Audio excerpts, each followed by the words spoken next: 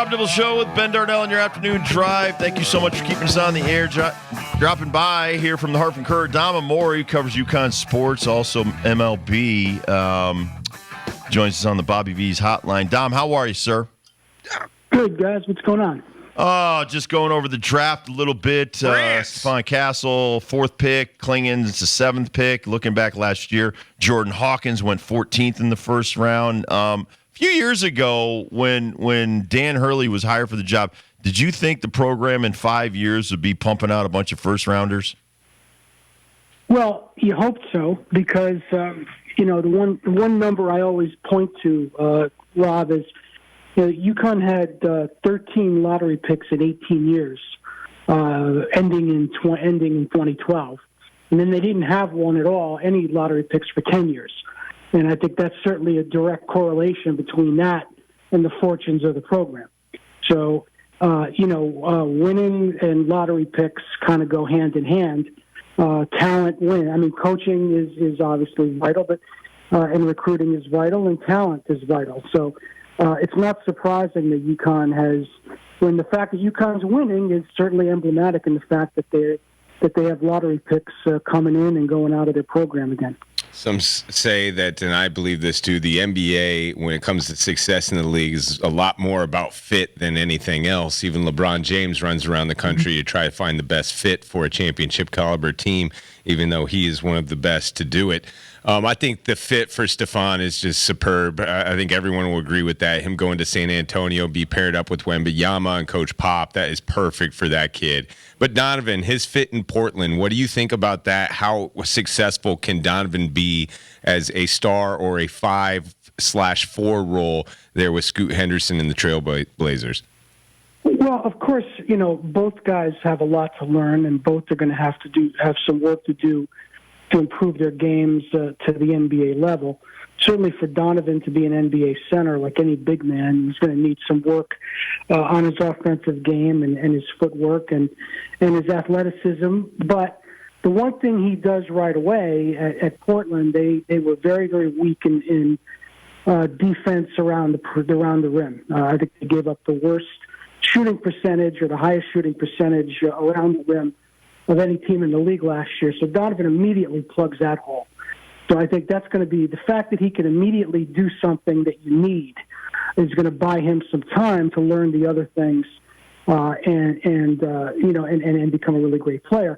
As you pointed out, Steph, being one thing both guys do, because Donovan's going out there with Henderson, Steph is going to San Antonio where they've got Wembanyama. Neither one is necessarily needed to come in and be a savior. The saviors, I guess, got there last year. So both can really be, and I don't want to say secondary figures, but neither one has to go in and basically lift the franchise by himself the way, a lot of very high draft picks are often expected to do. I mean, Klingen played a couple years here. Castle played 1 year. I think it's pretty impressive. You play 1 year under Hurley, win a national title at his age, and Steph Castle to go in the top 5 of the draft. How impressed were you with the development of Stephon Castle last year?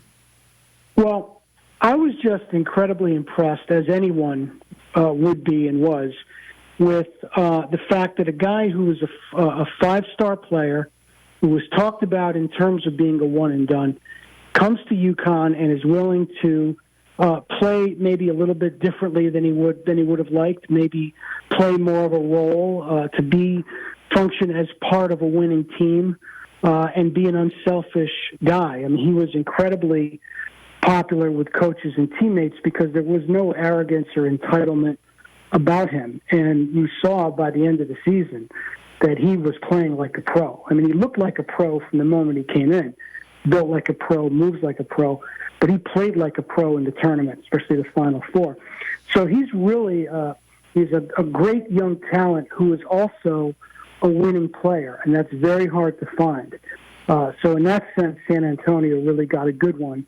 But, just the concern that I have for both of these guys is, Greg Popovich is 75 years old, and they haven't had a winning season in 4 or 5 years, and you wonder if he's going to be around to see this rebuilding process through.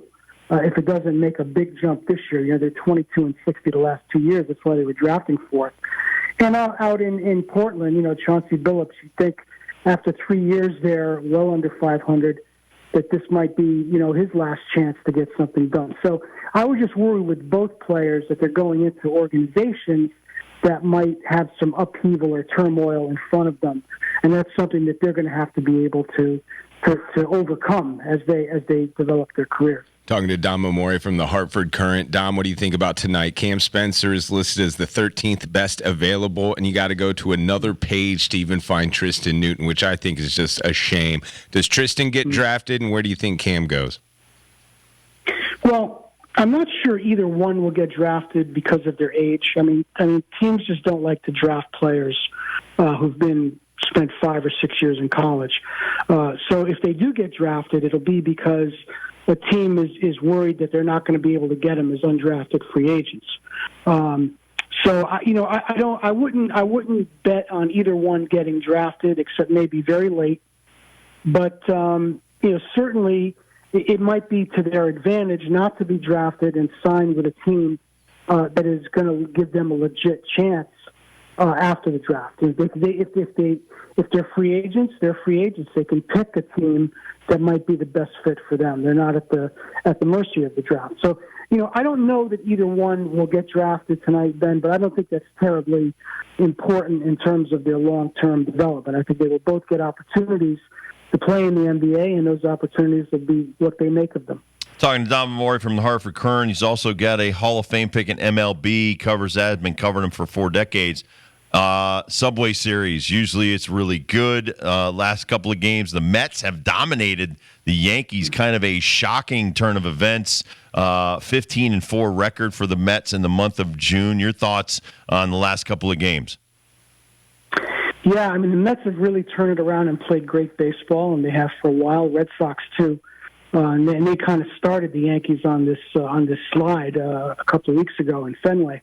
Wheels have just come off the wagon for the Yankees, Rob, and you're almost looking at them now and you feel like they're the same team as last year except with Juan Soto, which is not insignificant, but it may not be enough.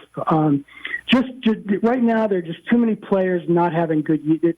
2 players having Hall of Fame type seasons. Aaron Judge has 75 RBIs on the 81st game.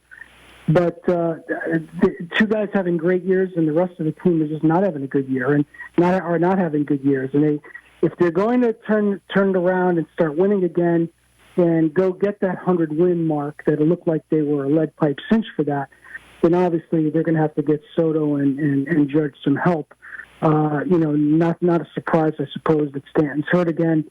But, they have to go. I didn't think they would have to go out and get offense at the trading deadline, but now it looks like they're going to have to think about getting something for the corner infield spots at the deadline. So they've got some problems. You knew the starting pitching wasn't going to keep going the way it was going, but boy, it's been really, when it went downhill, it really went downhill fast. So they've got to figure that out. And their bullpen is the one area which I thought was a big vulnerability for them. So the roof has kind of fallen in on the Yankees for a couple of weeks. Doesn't mean it's going to stay that way, but right now they don't look good. The Mets, can they keep this up? Can they put any kind of pressure on the Phillies? Can they outlast the other teams to get a wild card? I don't see why not. In baseball, you have 9 lives, and now they're at 500, and if you're around 500, you got a shot. And the Red Sox, I kind of like the way they play, especially in this day and age where stolen bases are maybe going to become more in vogue. They might be on the front end of that curve. So right now it's a complete opposite of what you would have said a couple of weeks ago. The Yankees have the problems and look a lot like they have looked, and the other 2 teams seem to be on the upswing, or are on the upswing for sure. We were talking about this yesterday. We all know the Yankees are going to be buyers. Even if they were below 500, they'd be buyers. They're the New York Yankees. The New York Mets and Red Sox, that's a different story, especially with their ownership groups. What do you think if they keep on winning, they stay above 500, will these 2 franchises make moves during the deadline July 30th, so you've got a lot of time to make that decision. But Boston Red Sox, New York Mets, buyers or sellers? I see no excuse for them not to be buyers. They're in contention. These are not small market teams. These are not necessarily I mean, the Red Sox, I guess, are a rebuilding team, but they have a lot of good young players. And I think it's important for the Red Sox to reward these young players for how hard they've played and how well they've played by going out and getting them some help if they can. So I think they should be buyers. I mean, unless they go on a long losing streak and fall well under 500, they should be buyers. Unless the Mets go on a long losing streak and fall way below 500 again, they should be buyers. They have a chance to win. And when you have a chance, look at it. I mean, I don't have to tell you what Arizona did last year. Once you get into tournament, anything can happen. So if you have a chance to get into tournament, buy, and try to get in. So to me, I don't see any excuse for either one of them not to be buyers as we look at the standings today on June 26th or whatever today is. Going back to the NBA draft for just a second, were you a little shocked by some of the foreign-born players that were picked so high in the draft? You know, I wasn't. I think in a year where you feel like there isn't elite talent at the top, you know, in a year where, I mean, it was considered a weak draft. It was considered maybe a deeper draft rather than a top-heavy draft. I think when you have a lot of players that look the same, I think two ways you could go. You could go for players who won, like the guys at Uconn, or you could go for players who've played against better competition, more experienced competition, who are more known quantities. So I think the guys from Europe, because of the competition they've played and the way they've played, are probably more mature, more ready for the NBA than some of the other players. And the UConn players, because they played for Dan Hurley and on two championship teams or one championship team, they're probably more NBA ready maybe than some of the others. So I wasn't surprised at the way that turned out. You figure in a draft where there's some question marks, maybe the European players are more known quantities.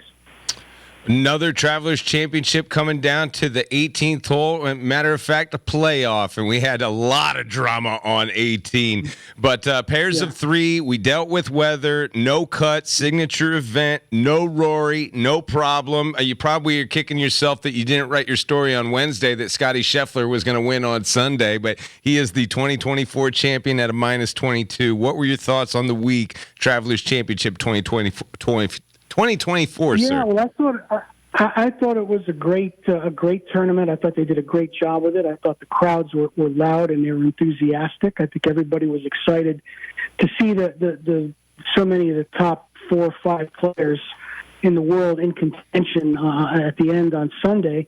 You know, the weather was a bit of a downer, and but even with these 3-hour delays, fans stayed and went back out there to see the end of the rounds on Friday and Saturday. And for the grounds crew out there, the groundskeepers, the agronomy team did a tremendous job of getting the course playable after those downpours. I wouldn't have given a nickel for their chances of continuing either day, and they've continued and finished both days. So I think all that stuff was great. You know, what happened on Sunday, very unfortunate for the simple reason that when you do something like that, to me, it's like shouting fire in a crowded theater. You know, you could so easily cause a stampede or a panic, and people can really get hurt.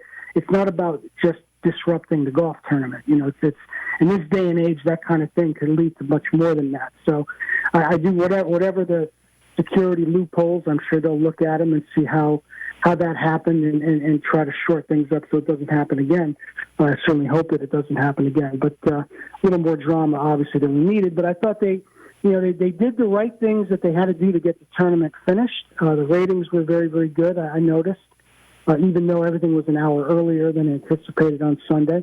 And it was a great finish. We had the number 1 player in the world winning here in Hartford. You know, how we haven't seen a lot of that through the years. I know Arnold Palmer won some tournaments in the early days, but to have all those great players here in our backyard playing great and having a chance to win, I mean, hey, I'll sign up for that every year, won't you guys?